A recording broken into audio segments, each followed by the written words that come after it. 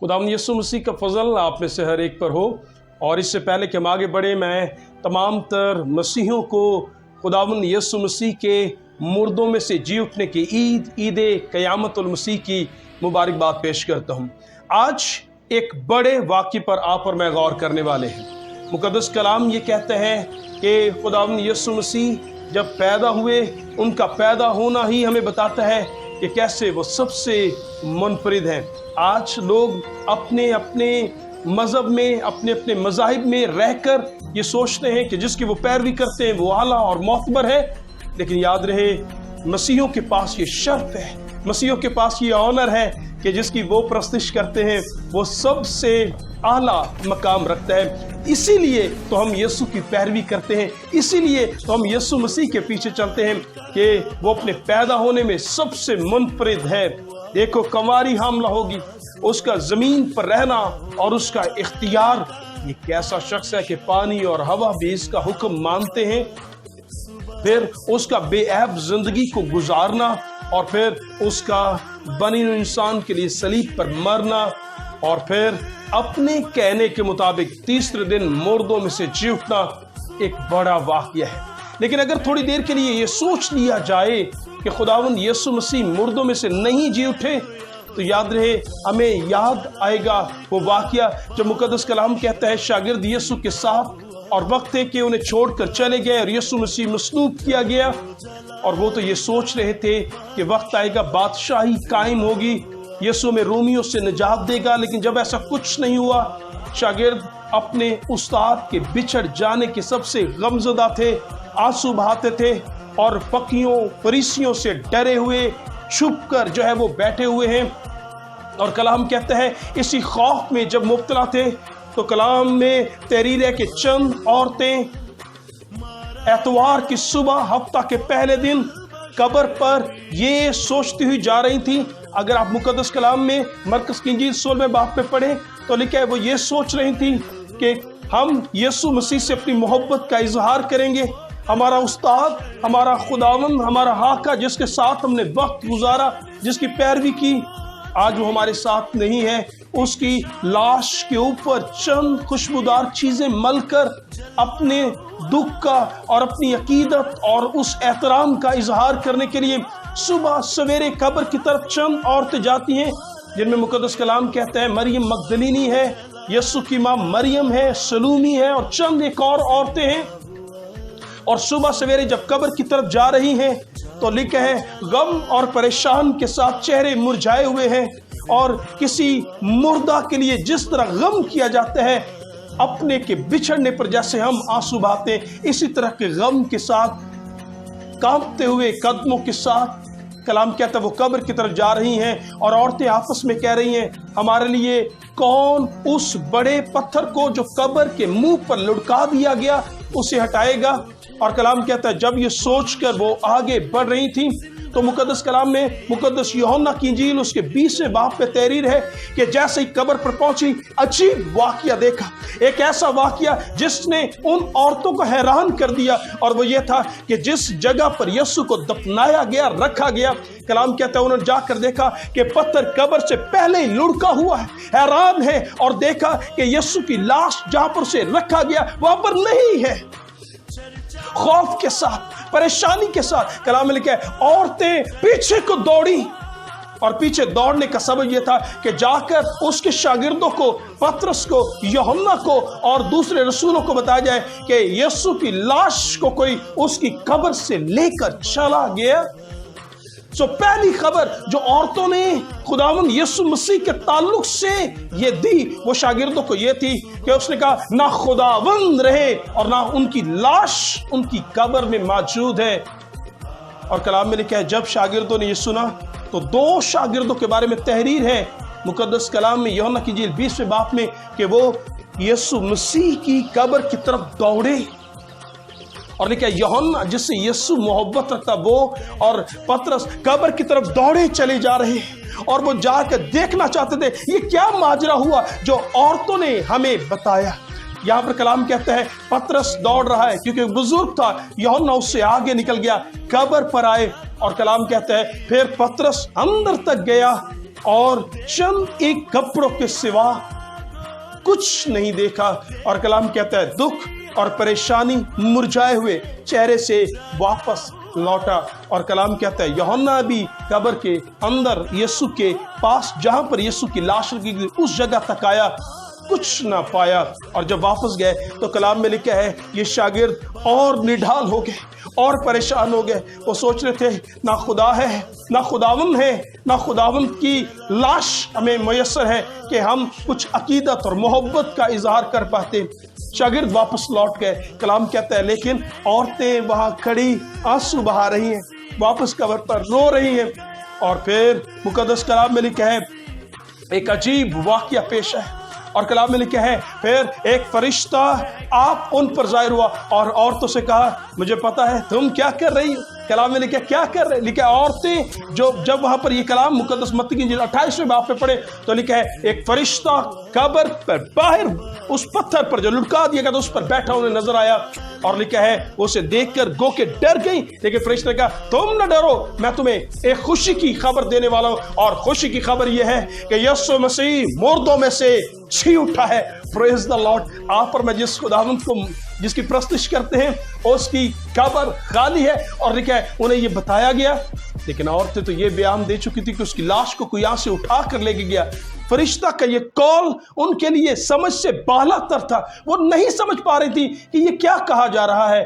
کلام میں لکھا ہے اس کے بعد وہی فرشتہ انہیں اندر لے کر گیا، کیونکہ فرشتہ تو یہ کہتا جاؤ جاؤ کہ بھائیوں کو خبر دو کہ یسوع مردوں میں سے جی اٹھا ہے، لیکن وہ کیسے جاتی؟ ابھی تو وہ کہہ کر آئی تھی کہ یسوع کی لاش کو کوئی اٹھا کر لے گیا، اور لکھا ہے کہ پھر عورتوں کو وہ فرشتہ اندر لے کر گیا۔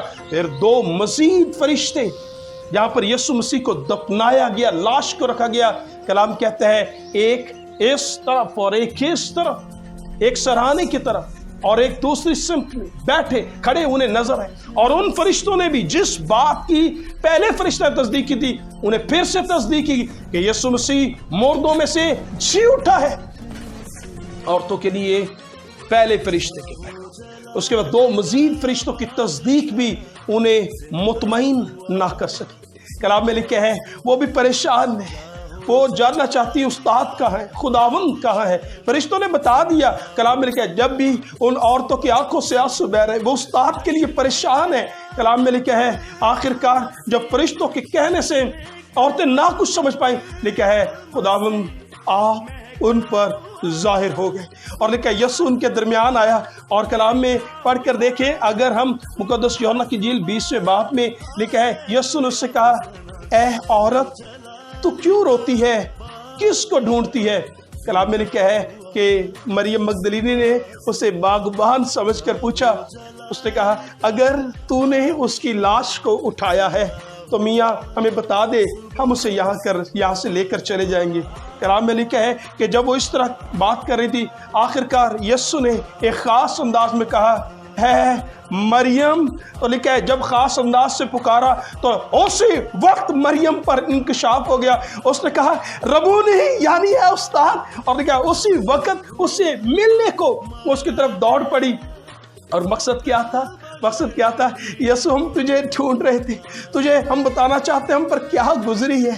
اے خداوند تیرے بنا یہ دن کتنے مشکل ترین دن تھے، اے خداوند تو کہاں تھا، کیا ہوا تھا، کیا بیتی؟ ان سارے سوالوں کو لے کر مریم پریشان یسوع کو زندہ دیکھ کر خوشی کی انتہا نہیں، اس کے قدم میں جھک گئی، اور یسوع نے سے کہا جاؤ جا کے میرے بھائیوں کو بتاؤ کہ میں مردوں میں سے جی اٹھا ہوں۔ اور لکھا پھر وہ عورتیں پریشانی میں، گھبراہٹ میں اور خوف کے مارے پھر سے شاگردوں کی طرف دوڑی، اور لکھا ہے جب شاگردوں کے پاس گئی اور اس بار ایک خوشی کا پیغام، پریز گاڈ، اور اس بار پیغام یہ تھا یسوع مردوں میں سے جی اٹھا ہے۔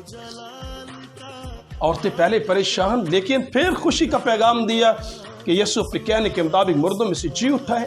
اور جب یہ پیغام کلام کہتا ہے انہیں دیا گیا، شاگردوں میں سے اس بار پطرس اکیلا واپسی دوڑا۔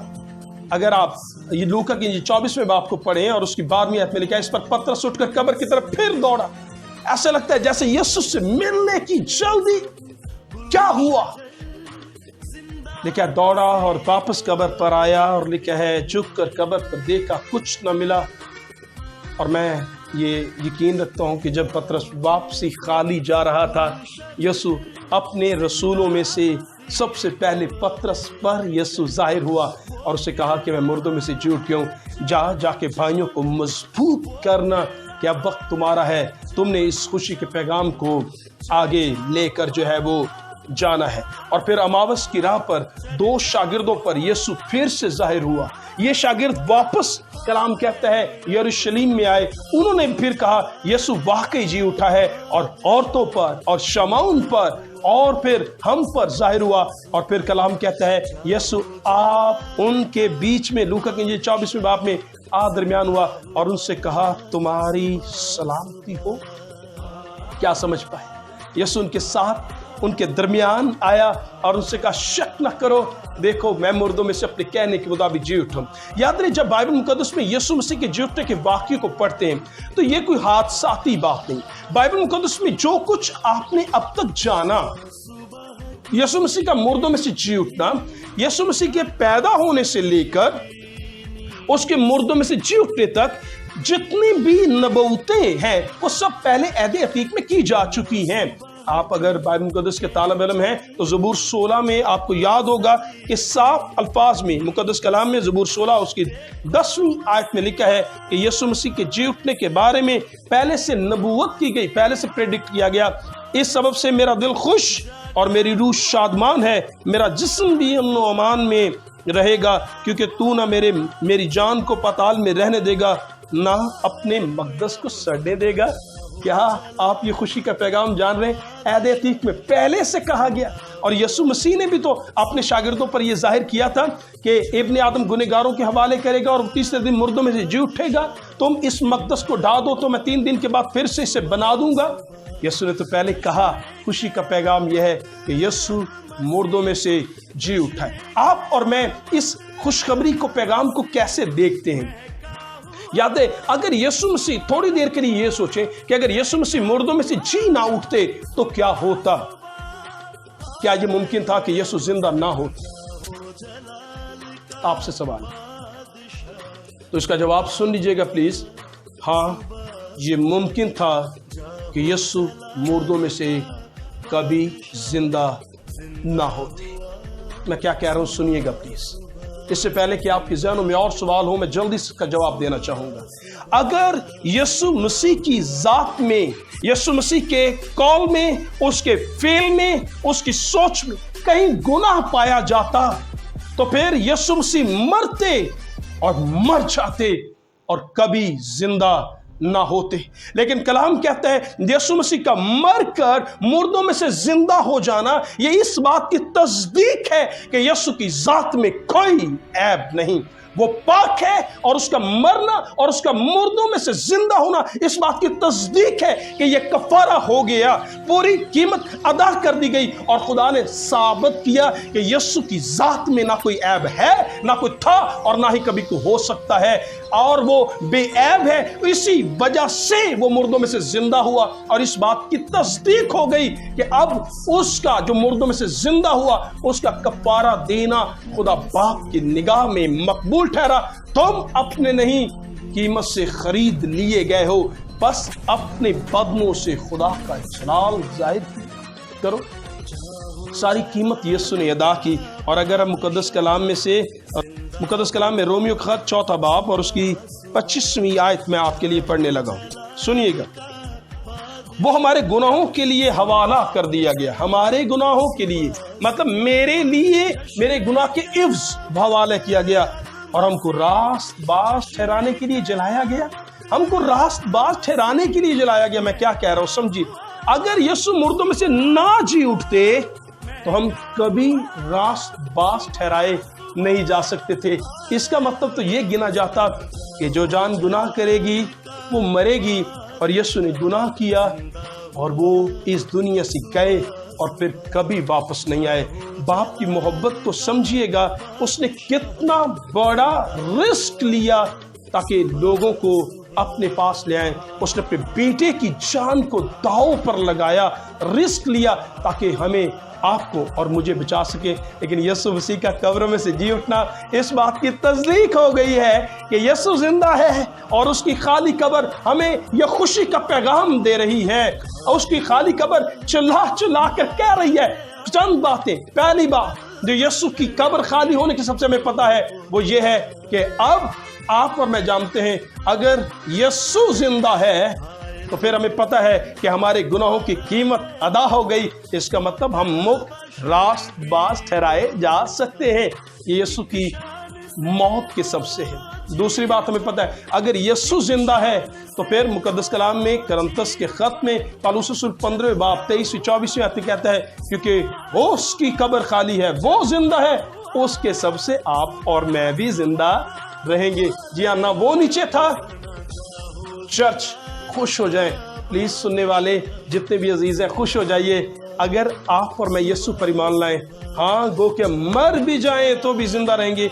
हमारे पास ये कामिल और खुशी की खबर है कि हमारी कीमत यीशु ने पे की है और हम यीशु पर ईमान लाएंगे तो मरेंगे नहीं, बल्कि वक्त आएगा कब्रें खुलेंगी और हम आलम बाला पर खुदा उनके साथ जा सकेंगे। यीशु की खाली कब्र हमारे कफारे की जमानत है। यीशु की खाली कब्र हमें इस बात की जमानत देती है कि वक्त आएगा कि कयामत होगी, हम भी मुर्दों में से जिंदा किए जाएंगे अगर हम इस दुनिया में ना भी रहे। और अगर आज यीशु आ जाए तो लिखा है हम सब बदल जाएंगे, जो ईमानदार हैं हम उसका इस्तकबाल करेंगे। यीशु मसीह का जी उठना ही हमें ये तस्दीक करता है कि यीशु बाप की दाहिनी तरफ है, वो फिर आएगा और हमें उस बादशाही में जो हमारे लिए तैयार की गई है उसे लेकर जाएगा। मैं आपको ये खुशखबरी का पैगाम देना चाहता हूँ, ईद क़यामतुल मसीह पर खुशी का पैगाम कि हमारा कफारा हो चुका है, हम मुक्त रास्तबाज ठहरे हैं। हमें यीशु पर ईमान लाने से अब भी निजात की, हमेशा की ज़िंदगी की कामिल उम्मीद दी गई है। वक्त आएगा हम आलम बाला पर जा सकेंगे। और इसी बात को पौलुस रसूल पहला करंथियों 15 बाब पहली 3 आयत में लिखता है, ऐ भाइयों, मैं सबसे पहले तुम्हें वही खुशखबरी पहुंचा देता हूँ जो मुझे पहुंची थी कि यीशु किताब मुकद्दस के मुताबिक हमारे गुनाहों के लिए मुआ, दफन हुआ और तीसरे रोज मुर्दों में से जी उठा। वो जिंदा है, इसलिए हम भी जिंदा रहेंगे। चर्च, आइए इस खुशी के पैगाम को दुनिया तक पहुंचाएं और कहें वो जिंदा है और जो कोई उस पर ईमान लाएगा वो हलाक ना होगा, वो भी जिंदा रहेगा। काश खुशखबरी के इस पैगाम को हम अपने तक महदूद न रखें, दूसरों तक लेकर जाएं ताकि वो भी कलाम के सबसे बरकत पाएं। मेरी दुआएं आप सब के लिए हैं ताकि आप खुदावंद में बढ़ते और तरक्की करते जाएं। खुदावंद आप सबके साथ हो। आमीन।